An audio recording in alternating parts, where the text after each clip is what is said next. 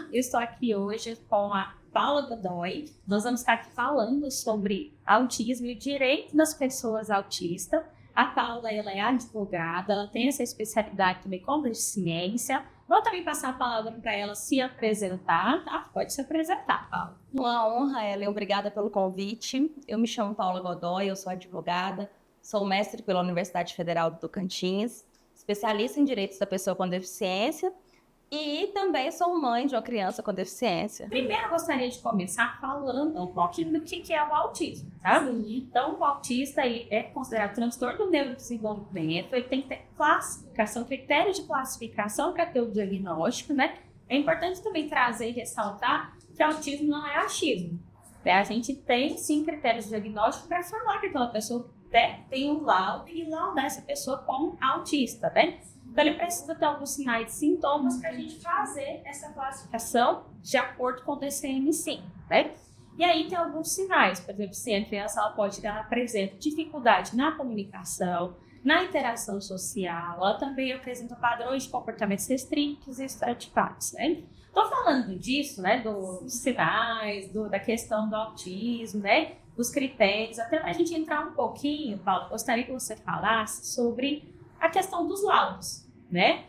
O que a gente precisa para laudar uma pessoa para ela ser autista, né? Ter o critério diagnóstico de autismo, né? Porque eu sei que depois, quando a gente for atrás e entrar na questão dos direitos, esse laudo tem que ser um laudo não tão simples, né? Tem que ser um laudo, quanto mais detalhado, é melhor. Eu gostaria que você falasse um pouco sobre a questão dos laudos.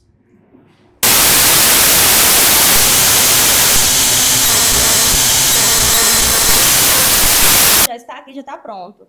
Nem sempre esse laudo é o que eu vou utilizar. Por quê? Porque o laudo não preencheu aqueles requisitos que eu acredito serem fundamentais para garantir um tratamento de qualidade àquela criança.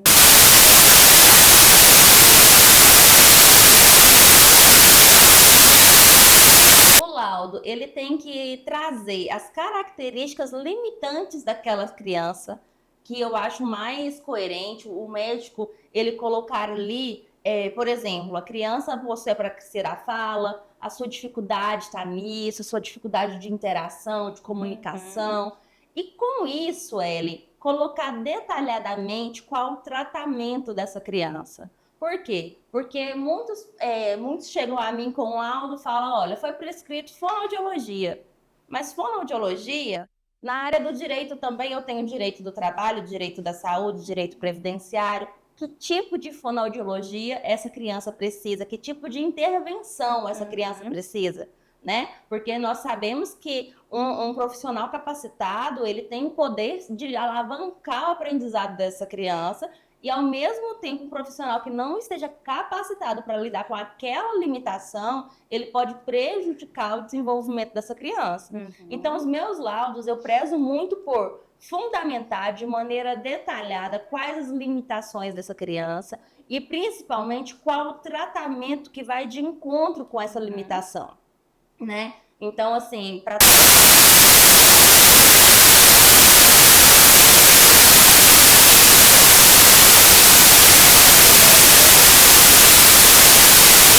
em explicar qual que é a necessidade dessa criança, quais características limitadoras, qual o tratamento que essa criança precisa, está datado, assinado,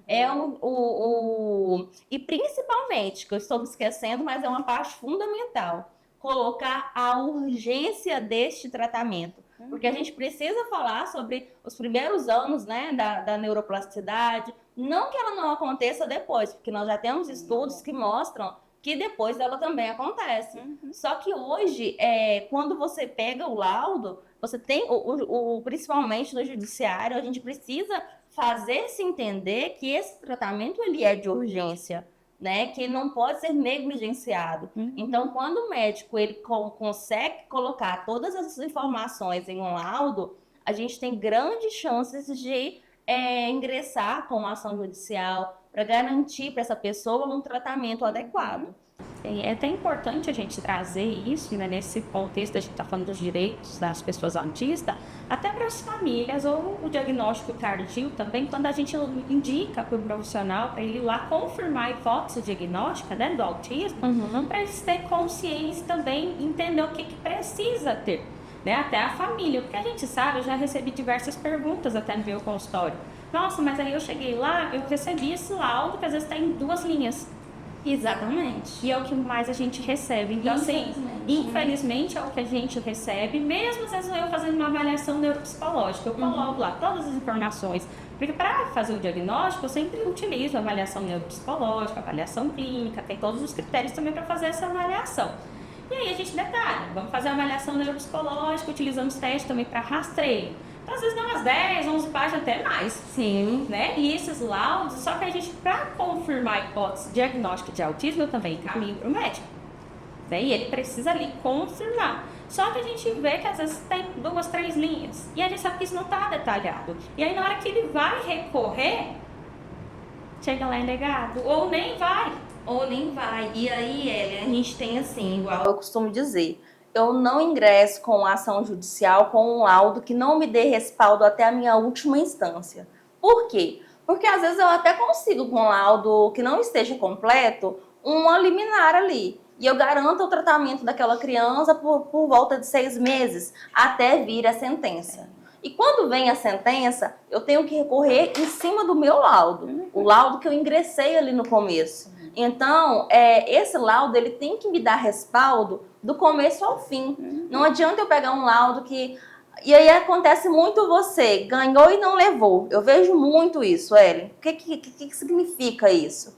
As mães, elas ingressam com ação judicial e aí o advogado, por não conhecer o tratamento, por não conhecer a dinâmica de como funciona para você colocar a terapia ABA, qual que é a referência que a gente tem internacional sobre isso, o que acontece? As mães ficam felizes porque o advogado liga e fala assim, olha, o juiz concedeu, mas a gente não conseguiu mudar o tratamento daquela criança, ela continua na mesma clínica, ela continua com um tratamento que não é adequado, negligenciado, mas por que isso? Por falta de conhecimento do próprio tratamento. Então, assim, nós que atuamos no direito da saúde, principalmente no direito das pessoas com deficiência, nós temos que ter a expertise de já conhecer este tratamento. Por quê? Porque eu preciso sustentar isso ao judiciário. Então, quando eu pego um laudo e eu vejo, né, assim, não que você vá, em hipótese alguma, diagnosticar ou prescrever. Não, quando eu vejo que este laudo, ele não vai me dar uma sustentação judiciária, ele não vai me atender naquilo que a lei me solicita. Aí, neste momento, eu solicito, por favor, à família que esse laudo ele possa ser melhor elaborado. Por quê? Porque ele não me dá sustentação jurídica, né? E em relação a todo o processo, a toda a demanda, que não é pequeno, é longo, um processo longo, né? E é por isso que a gente fala, então, dessa importância. Tocar aqui a alerta para as famílias, para os pacientes adultos, as pessoas adultas que buscam esse diagnóstico tardio, que esse laudo, sim, precisa ser detalhado. Faz terapias, com a quantidade, às vezes, até de hora, faz profissionais, a questão da urgência, como a Paula falou também, né? Exato. Às vezes, assim, a gente tem uma divisão no judiciário em relação aos profissionais. Nominalmente, né, desses profissionais. Mas o que é muito importante é quais os métodos que essa criança necessita, né? Porque às vezes a gente não, o juiz ele não tem a visão do vínculo terapêutico, infelizmente, né? Porque, Ellen, como é difícil você deixar seu filho que não tem nenhum tipo de deficiência no primeiro dia na escola. E como é complexo você deixar todos os dias o seu filho com um profissional diferente, a qual ele não possui vínculo. Ou uma clínica que a cada 15 dias ele troca o profissional que atende o seu filho. Como que funciona a relação de confiança que ele vai desenvolver para poder evoluir? Nós temos uma não evolução. E você trazendo isso, né, a gente sabe da importância até da rotina, da questão do vínculo. Então, às vezes, essa questão da clínica, a mudança de profissional, isso altera, dificulta o tratamento, até para a criança, o adulto, porque ele precisa, né, daquela rotina. Então, quando a gente tiver essas trocas, acaba se afetando também. E a gente, quando leva, você falou aí das abordagens, né, do que é indicado, E quando a gente fala dos profissionais também estudar, o autismo não é só para os especialistas na área. É dever de todos. É dever de todos para a gente realmente tentar trazer essa inclusão mais perto. Mas se eu vou falar de inclusão, sendo que às vezes a maioria não sabe, não estuda. Vou estudar só quando eu tenho alguém na minha família? Ou se eu sou um especialista e fui para aquela área? Não, é dever de todos estudar, para a gente conseguir realmente trazer essa conscientização. Porque enquanto a gente não tiver, né, atingir o máximo de pessoas que consiga falar e entender, a gente não consegue essa inclusão. É a mudança atitudinal, Ellen. Por quê? Porque nós precisamos ter uma mudança na atitude. Sim. Eu costumo dizer que inserção não é inclusão. Você pode inserir uma criança na sala de aula. Você pode inserir um cadeirante no segundo andar. Se vocês conseguirem levar a cadeira dele e colocar ele dentro da sala de aula. Mas isso não garante que ele vai estar incluso. Por quê? Porque a inclusão, ela vai muito além. Ela vai muito além, ela vai de uma mudança de atitude, uma mudança de como você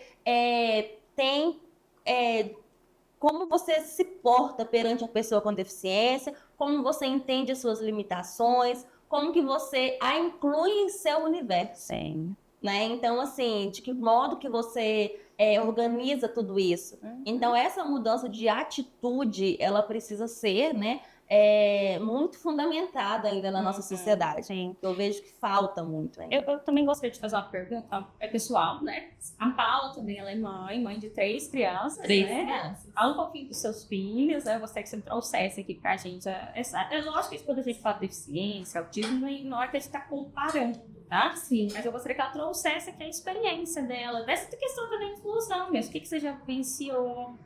Olha, Ellie, muitas coisas, né, nesse período me aconteceu. E quando você fala para mim que é um dever de todos estudar, eu concordo plenamente com você. Mas eu vou ser muito honesta aqui também, te dizer que há 4 anos atrás, se você me perguntasse sobre a paralisia cerebral, eu não saberia te responder absolutamente nada. Por quê? Porque era um universo do qual eu não fazia parte, né? Então, nasceu de um parto normal, nasceu super dias de vida, a Manu teve uma bronquiolite. E a médica me falou, Paula, por ela ser tão novinha, tão pequenininha, tão pequena, mas precisa de um cuidado. Então, a gente fez a internação da Emanuela e a Emanuela teve a administração de um antibiótico sem diluição, diretamente na veia, por 2 vezes. A primeira vez a Emanuela sensibilizou, ficou mais irritada, mas nesse contexto eu ainda acreditava que eu estar dentro do hospital, eu estaria em um lugar seguro, o diferente de hoje, né? Então, eu acreditava que estava tudo bem, que ela estava estranhando o lugar ali, né? E às 4 horas da manhã, a Manu tinha acabado de mamar no meu peito e a enfermeira veio novamente com a dosagem da medicação sem a diluição. Neste momento, a Manu teve 3 paradas, né? Ela iniciou a primeira parada cardiorrespiratória, depois voltou e concluiu mais 2 paradas cardiorrespiratórias. Nós passamos 15 dias na UTI, né? Com várias negligências médicas, daí vem a minha especialização no direito médico, com várias negligências e conseguimos sair de lá. E aí eu fui conhecer o universo chamado paralisia cerebral. Depois disso, eu também vim conhecer o universo do autismo secundário, porque a Emanuela, ela apresenta as 2 características, né? Então, conforme o tempo foi passando, fui vendo a necessidade, principalmente da Manu, iniciar a terapia hoje, com a psicologia ABA, de estar ali amparada, de ter a AT para poder fazer o cuidado com ela. Então, inclusive, a Manu tem 2. Mandar um beijo para vocês, meninas, vocês são maravilhosas. Mas enfim, sem brincadeiras. Então, assim, aí começou a minha trajetória no universo da pessoa com deficiência, começou a minha trajetória com tentar a inclusão da Emanuela. E é muito engraçado, porque você pensa assim que a inclusão, ela acontece de modo natural, até em ambiente familiar. Isso não é verdade. Ellen, até em ambientes familiares, a gente tem que trabalhar o capacitismo, a gente tem que trabalhar tantas coisas, tantas nuances. E a primeira vez em que eu me senti excluída com a Emanuela foi em um ambiente familiar, aonde a própria família não compreende a capacidade daquela criança de estar inclusa. Aí, assim, muito também se tem sobre, não, mas ela nem entende, né? Tem esses posicionamentos que ainda existem e que a gente tem que começar a quebrar a nossa barreira interna ali na própria estrutura familiar. Então, a Emanuela hoje, graças a Deus, ela tem os irmãos e que dão muito suporte para ela, brincam muito com ela. Mas a Manu, ela ainda vai ingressar na escola. Hoje ela faz muitas terapias, né? Ela está inserida nesse universo. Mas a gente vem trabalhando para poder construir um mundo melhor, né? Por meio dessa maternidade, eu conheci a Pamela e a Lívia, nós criamos o Projeto Juntas, que é uma associação voltada para a inclusão das pessoas com deficiência. Por quê? Porque o que a gente percebe? O ano passado, os meus filhos dançaram quadrilha. A Emanuela não, porque ela é uma criança com deficiência. E assim, tantas outras coisas. No Dia das Crianças, tem o cinema que os meninos adoram, a Emanuela não consegue. Tem tantas coisas, e aí a gente pensou, por que os nossos filhos não merecem viver datas culturais? Os nossos filhos também merecem. Então, nós trouxemos para Goiânia pela primeira vez os skates adaptados. Nós compramos 2 estruturas, né? Nós ganhamos, graças a Deus, 2 estruturas de skates adaptados, onde a gente fez um festival com mais de 15 brincadeiras, todas adaptadas, onde todas as crianças brincaram. Não importa se você tem deficiência, se você não tem a deficiência, todas as crianças brincaram juntas. Que é um sonho de toda mãe, ver o seu filho ser incluído, inserido na sociedade, de modo... Uma mãe de 2 autistas que nós recebemos, ela me deixou muito emocionada com a mensagem dela. Ela falou para mim, Paula, foi a primeira vez que os meus filhos puderam ser quem eles são e ninguém me olhou com olhar de discriminação. Ninguém me condenou. E a gente passa muito por isso, né? Às vezes, quando eu estou em algum lugar com a Emanuela, que ela se desorganiza, e a Manu tem crises significativas, né? De estresse ali naquele momento, de morder a mãozinha.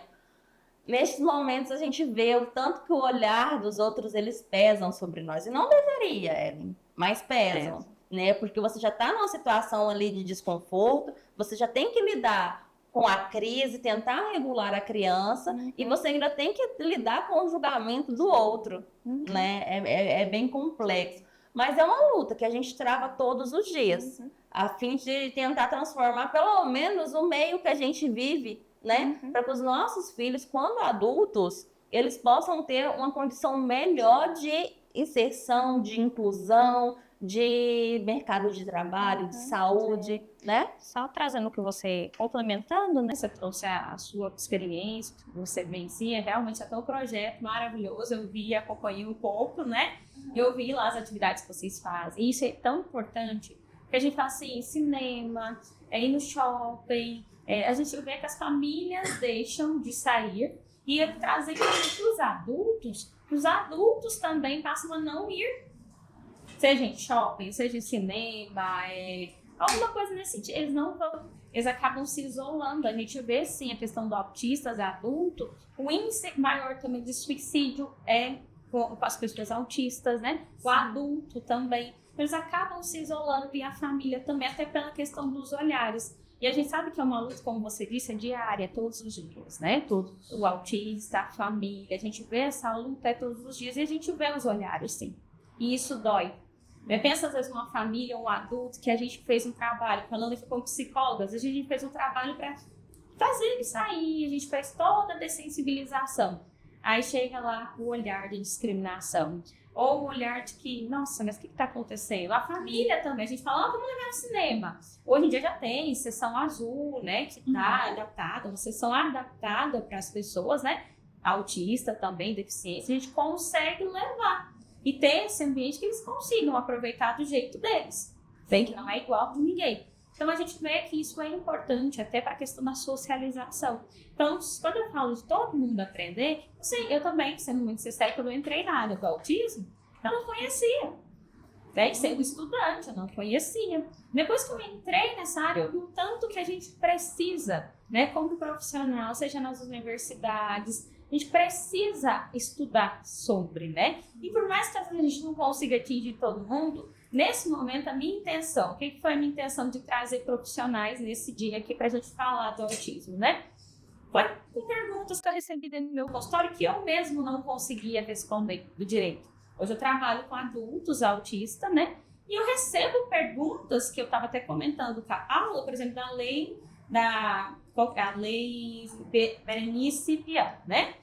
E aí, lá na lei Berenice Piana, a Paula pode falar melhor, fala sobre a redução de carga horária. Quando a gente fala da carga horária, está falando para os pais e cuidadores. E eu recebo, às vezes, perguntas dos meus pacientes adultos, mas como isso funciona para o adulto? Porque eles também não se sentem incluídos. Né? Tá tendo muito diagnóstico, sim, tardio, né? Porque a gente vem estudando sobre. Aí, quando a gente dá um diagnóstico para a criança, a gente vê às vezes os pais olhando e falando assim, mas se meu filho é autista, mas eu fazia isso, eu faço. Então, eu vou ver também, porque provavelmente faz o diagnóstico, faz as avaliações, realmente também é autista, né? Então, quando a gente fala disso, eu vejo no consultório algumas perguntas, até direcionadas à área do direito, que eu, como profissional, às vezes eu fico, e agora? Né? Eu gostaria que você falasse um pouco sobre essa lei. Sim, a gente tem, né, essa previsão legal nacional da pessoa com deficiência, que foi acolhida no nosso ordenamento jurídico com força constitucional. Então, a gente tem uma previsão também do mercado de trabalho amparada não só na lei Berenice Piana, mas também na lei, na Convenção Internacional da Pessoa com Deficiência.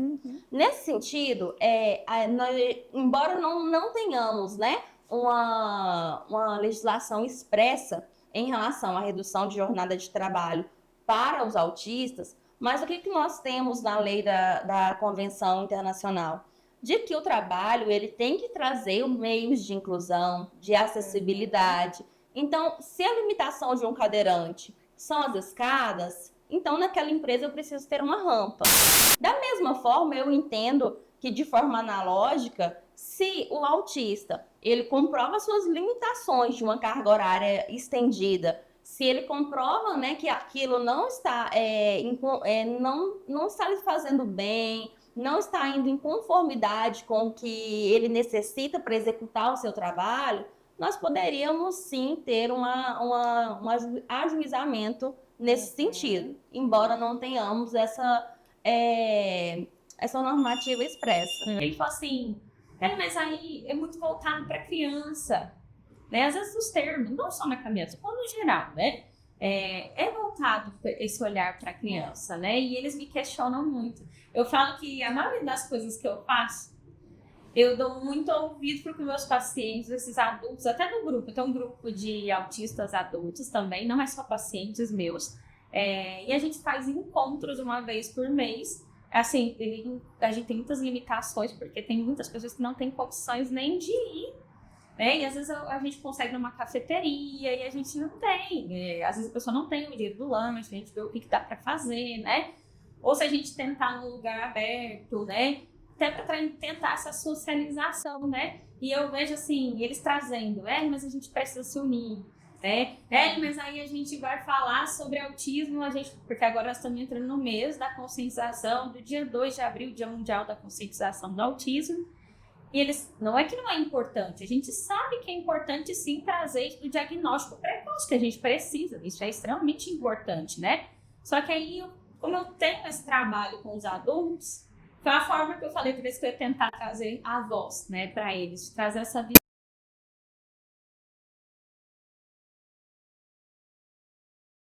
Do diagnóstico tardio que existe. E aí você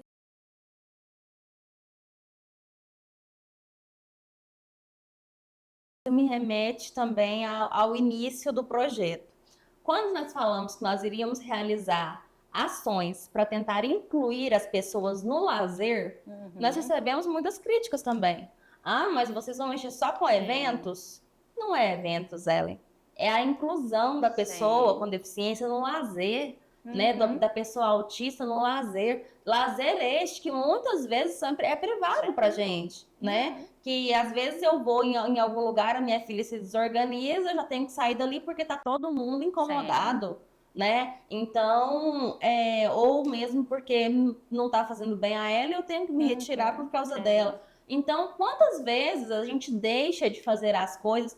Ou, por exemplo, vou no cinema, deixo a Emanuela com a minha mãe para poder levar os meninos e não façam um evento os três. Então, quão importante é tanto a criança quanto o adulto ter direito, porque é um direito ao lazer, né? A você estar inserido, a você poder ter ambientes que te acolham e que você se sinta acolhido também. Então, assim, é uma barreira que a gente vem buscando quebrar, porque assim, igual o filho da Lívia também, o João tem 11 anos. Qual que é a modalidade que nós temos hoje para o João ser inserido na sociedade, para ele poder, que não seja terapias, que não sejam clínicas onde ele fique, né, o dia todo. Então é isso que a gente busca também. E quando a gente fala desse lazer, não é igual da criança. Não é. E a gente precisa também ter, porque é direito deles. E o que a gente vê a maioria, sim, como eu falei, isolamento. E daí eles deixando de fazer as coisas, porque onde que eu vou? Ou quando que eu vou? Ou eu não me encaixo, porque a maioria que eu escuto é isso, eu não me encaixo.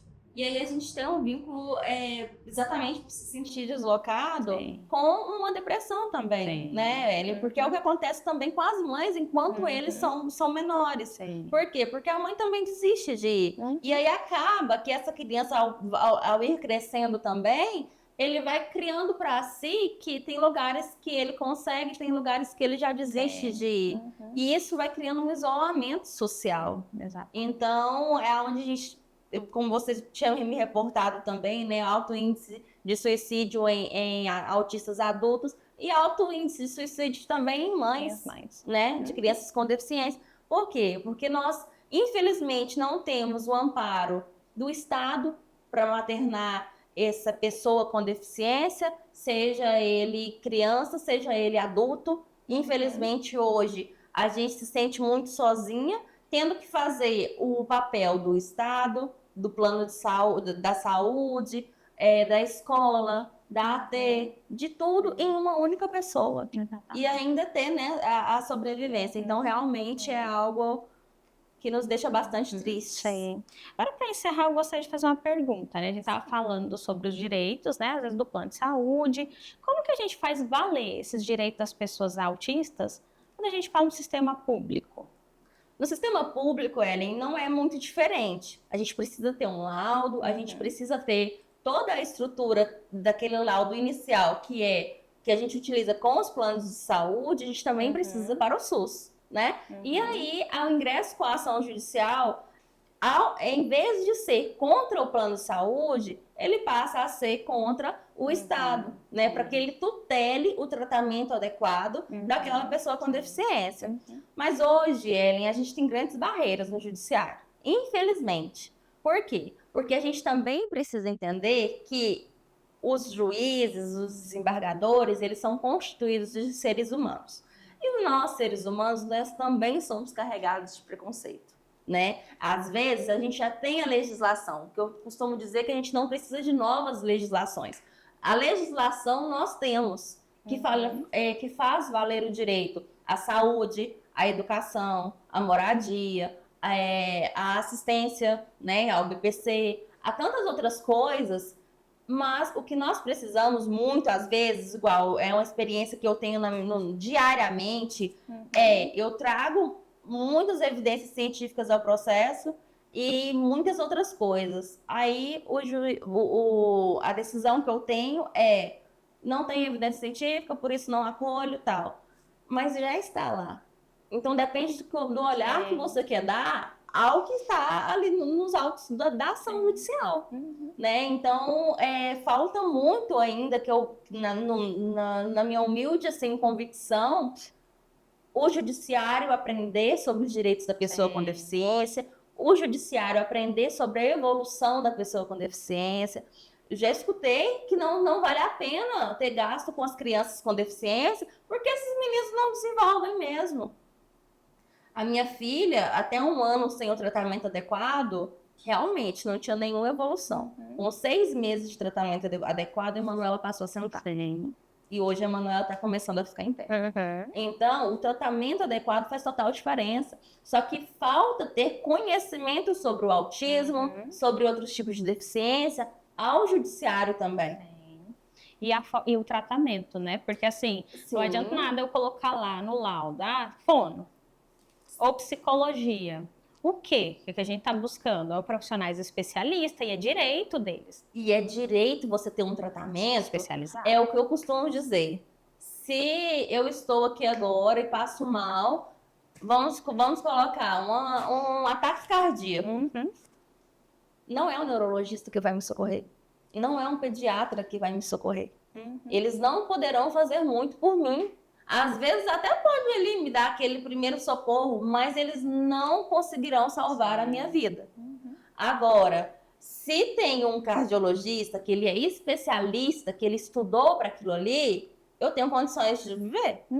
E a mesma coisa se aplica. Às vezes é mais fácil para o judiciário entender dessa forma e até para ir derrubando preconceitos sobre métodos e terapias. Por quê? Porque se eu não tenho um método adequado para aquela criança, se eu não tenho uma terapia adequada para aquela criança, eu tenho um atraso de desenvolvimento. Eu costumo dizer que a saúde, ela tá na base da pirâmide para que a criança consiga ir para a escola, depois ingressar no mercado de trabalho, fazer uma faculdade, né, ali, ir evoluindo até ser inserido e incluso na sociedade, né? Porque se não tiver a base na saúde, como que nós vamos garantir um desenvolvimento da criança? É igual assim, essa semana, mas passou da carga horária de terapias, vai influenciar na escola. Então, nesse momento, assim, a argumentação mas e se essa criança não desenvolver? Ela vai conseguir aprender na escola? Ela vai conseguir aprender a brincar com as outras crianças no parquinho? Ela não vai conseguir, né? Então, é necessário que a gente tenha a saúde como um pilar principal para o desenvolvimento das outras etapas da vida da pessoa.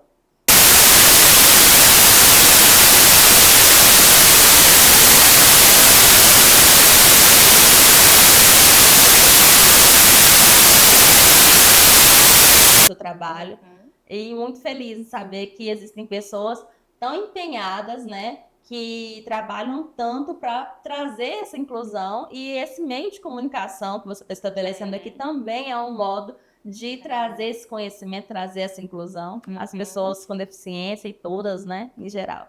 Eu quero agradecer, né, por você estar aqui, disponibilizar o seu tempo, né?